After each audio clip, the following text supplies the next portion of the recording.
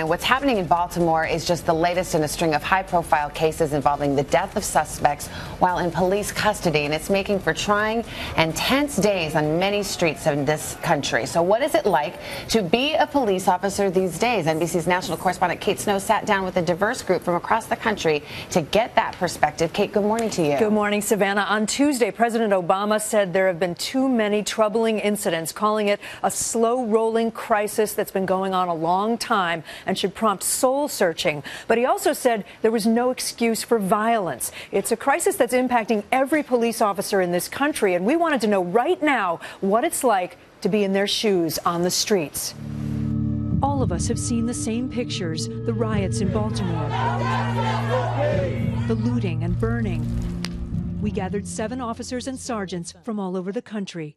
Milwaukee, Cincinnati, Charlottesville, Virginia, Trenton, New Jersey, Los Angeles. Los Angeles.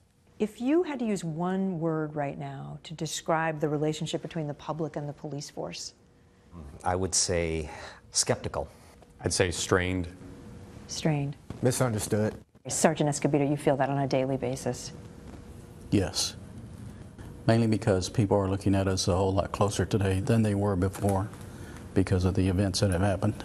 Do you empathize with the protesters at all? I don't. I just don't agree with the protesting. I agree with a peaceful protest. Yep. I don't agree with the destroying property, the looting in the stores, and hurting other people. LAPD officer Dion Joseph says he understands the anger. You know, I was indoctrinated just like many young African Americans that the police were your enemy, that they were there to kill you. My favorite rap groups were KRS-One, Public Enemy, and NWA. You know, and then I saw the Rodney King. I came up in the Rodney King area as a young man, and that shaped my views until I actually joined the police department and saw that 90% of everything I heard about officers as individuals wasn't true.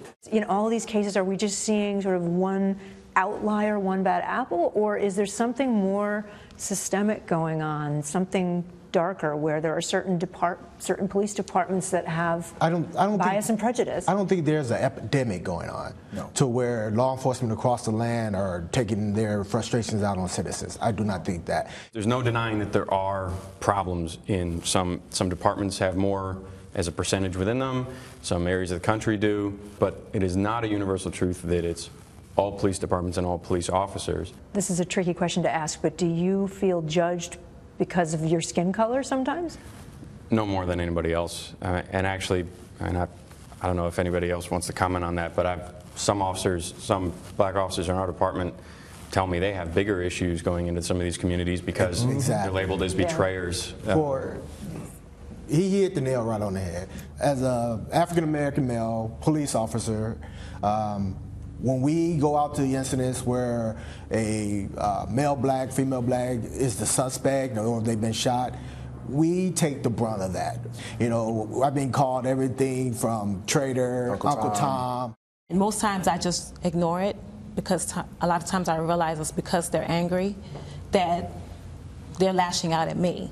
They say the public has the right to know about incidents that look like they may cross the line, but what they worry about is the rush to judgment after a cell phone video comes out. I think that people automatically see these videos and it's shocking and it shocks the senses, but they're seeing one point of view. They didn't see what that officer saw or heard or felt.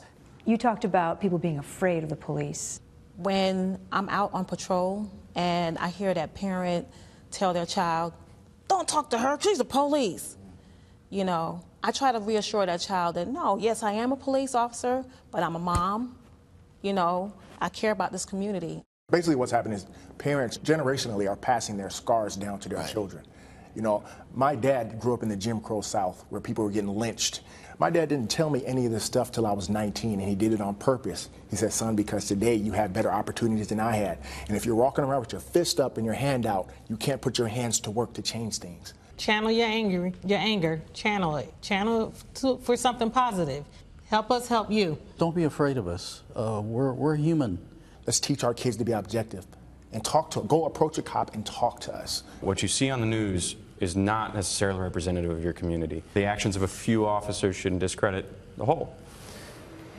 Officer Vieira made the point that if the media devoted equal time to videos showing officers doing good things, we might be in a different climate right now. All of the officers talked about wanting people to stop thinking of these situations as us versus them, community versus police. They want everybody involved in the solution, and they talked a lot about prevention and community policing, which is when they go out on the streets when there's nothing going on and meet people.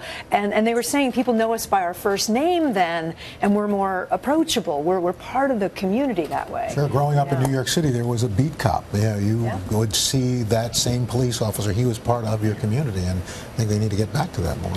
It's a good perspective to have because we've heard so much, and it's a complex issue. Kate, thank you. I want to thank all of them for joining us. Definitely. Kate, thanks very much.